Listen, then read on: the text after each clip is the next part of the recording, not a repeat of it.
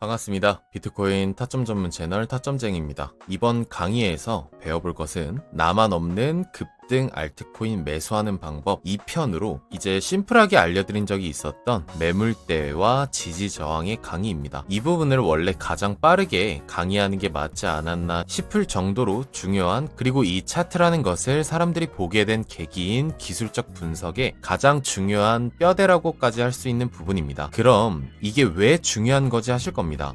가장 첫 번째로 이론적인 부분을 좀 말씀을 드리면, 매물대라는 것은 짧지 않은 기간 동안 특정 가격대에 머물러 있는 것을 매물대라고 부르게 됩니다. 다들 알고 계시는 부동산의 매물과 같은 뜻의 매물인 팔 물건이란 뜻이고, 그렇다는 건 이 매물대란 팔 물건이 모여있는 곳이라는 뜻이겠죠. 그럼 이 매물대에 왜 의미 부여를 하는 것인가 하실 텐데, 이 이야기를 하려면 매물대의 생성 원리부터 생각을 해야 합니다. 매물대가 생기는 원인은 워낙 많긴 하지만 크게 나누어 봤을 때, 첫 번째로는 엄청 많은 양의 주식이나 코인을 가지고 있다고 가정을 했을 때, 그리고 그 물량을 적당한 평단으로 팔고 싶을 때 마켓 메이커가 강제로 만드는 박스 형태의 매물대가 있을 것이고요. 이 한 달 구간의 매물대는 일론 머스크가 물량을 덜어내기 위한 매물대였습니다. 그리고 두 번째로는 이 역순위 물량을 엄청나게 많이 사야 할 때, 이전 차트 강의 영상의 컵앤핸들의 밥그릇 부분이 이 경우가 되겠죠. 그리고 세 번째는 가격적으로 과하게 올라서 바닥에서 매수한 사람이 팔기 시작을 했는데, 매수세가 식지 않아서 조정 현상이 가격이 눌리지 않고 기간적으로 늘어지는 경우, 그리고 첫 번째 마지막 이유처럼 역순도 해당이 됩니다. 그리고 마지막으론 강한 저항 구간 앞에서 밀리지만 그 강한 저항 구간에서 크게 밀리지 않을 정도의 매수세가 살아있다라면 그 저항 구간 앞에서 매물대가 생기게 됩니다. 일단 이론적으로는 이렇게까지 보통의 매물대 생성 원리입니다. 이제 이걸 어떻게 써먹을 수 있을까 싶으실 텐데요. 이유가 크게 봤을 때는 세 가지인데, 이 세 가지 이유의 공통점은 매물대가 나오고 나면 그 이후의 방향을 정하는 추세가 크게 나온다는 것입니다. 그렇다는 건 매물대 생성 이후의 방향은 위아래로 50% 확률로 방향을 알 수는 없지만, 그 방향을 잘 고르기만 한다면 그 추세 하나를 통째로 먹거나 또는 감당 못할 큰 손실을 줄일 수 있다는 것이죠. 그렇다면 매물대가 쌓이고 나면 무조건 강하게 상승을 하는가 또는 하락을 하는가 싶으실 텐데, 맞습니다. 상품에 따라서 특성은 조금 다르지만 저희가 매매하는 주식이나 코인 종목에서는 대체로 이 장기간 동안 횡보를 하게 되면 시장에 대한 관심도가 서서히 줄어들게 되고, 사람들의 관심도가 떨어질 때쯤 어차피 오르지 않을 거야 라고 생각을 하고 차트를 안 볼 때 폭발적으로 무빙을 보여주면서 매수 대기 중인 사람에게는 열차가 탑승할 시간조차도 안 주고 멈추지 않고 빠르게 올린다거나 또는 급락을 해서 중도 하차할 시간 자체를 안 주는 게 대체적입니다. 그렇기에 이 매물대 부분에서도 정확하게 개미들의 심리에 거꾸로 흐르기 때문에 시장에서 일반적인 개미들은 마켓 메이커를 이길 수가 없는 것이기도 합니다.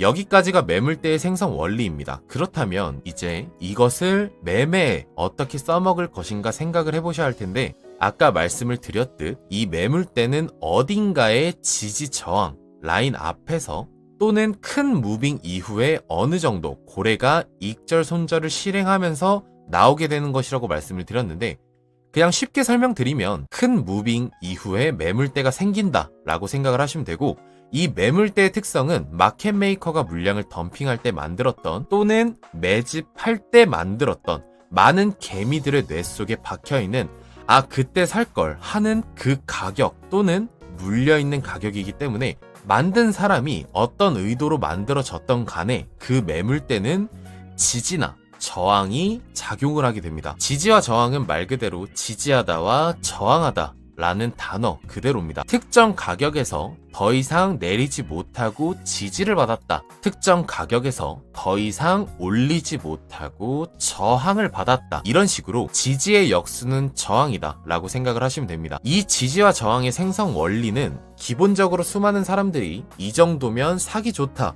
또는 팔기 좋다라고 생각이 드는 그 가격이라고 생각을 하시면 됩니다. 특정 가격대에서 강한 매수세를 받으면 지지 라인이라고 불립니다. 이 지지와 저항의 생성 원리는 워낙 많지만 간단히 몇 가지 말씀을 드리면, 혹시 이 부처빔의 저점의 바이낸스 현물 가격이 얼마인지 아시나요? 정확하게 3만 불입니다. 이게 사실 김치코인을 제외한 코인 차트는 해외 거래소 차트를 봐야 하는 이유기도 한데요.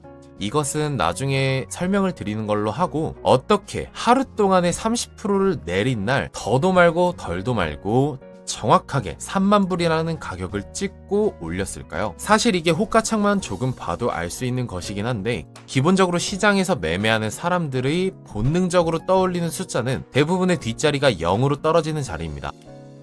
3만 100불, 3만 500불, 3만 1000불, 3만 2000불 등등 대부분의 트레이더들이 의사소통을 편하게 하기 위해서라도 대부분의 뒷자리를 0을 붙여서 이야기하죠. 이 심리는 실제로 시장에서도 적용이 됩니다.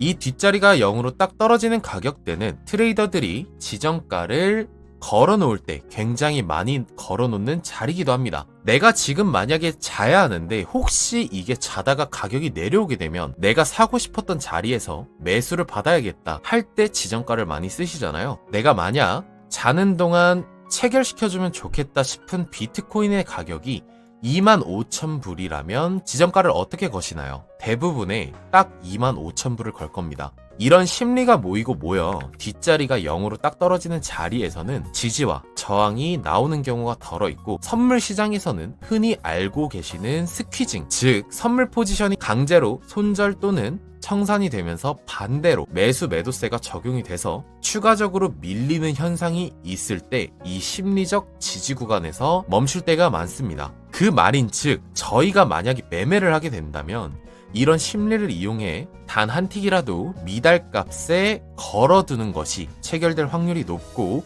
이 심리적 지지 구간이 지지로 작용을 해주기 때문에 더 좋은 승률을 가져갈 수 있습니다.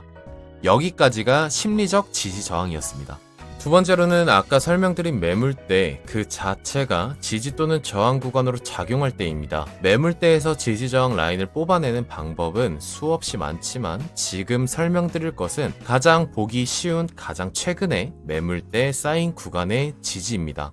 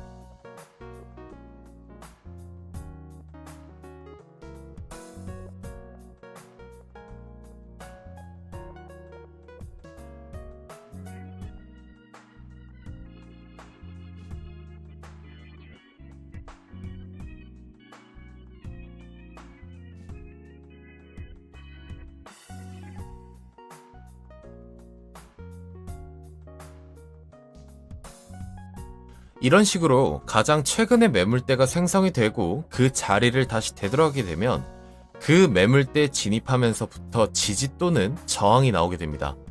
가격이 꿈틀거릴 때 바로 과거 차트를 보고 현재 가격대의 근처 매물대가 어디 있는가를 보면 되는 것입니다. 현재 여기서 비트코인이 만약에 강하게 다시 올린다면 직전 매물대인 루나 쇼크 직전에 32.9K에서 48K 구간의 매물대가 저항 구간으로 작용을 하겠죠. 그리고 세 번째로는 지지 라인이 뚫리게 되면 저항으로 바뀐다입니다. 지지 라인이 강하면 강할수록 뚫리게 되면 아주 강한 저항 라인으로 바뀌게 됩니다.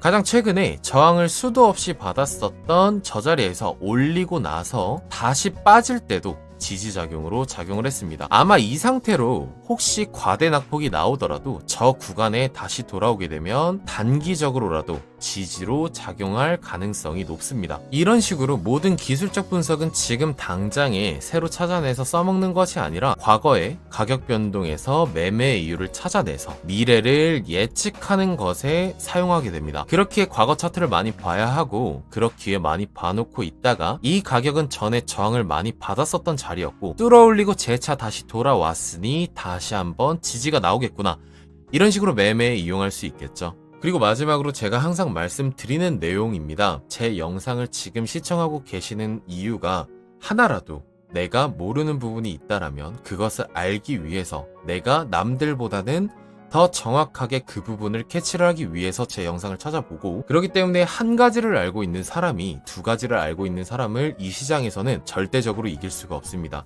저 또한 알려고 노력하는 사람이고 여러분들 또한 이 차트 공부를 통해서 얻어가시는 것이 있으면 좋겠습니다. 여기까지가 지지와 저항 매물대 강의였습니다. 다음 강의에서는 파동 이론에 대해서 말씀을 드리겠습니다. 투자 어렵지 않습니다. 제가 여러분 뒤에 있겠습니다. 감사합니다.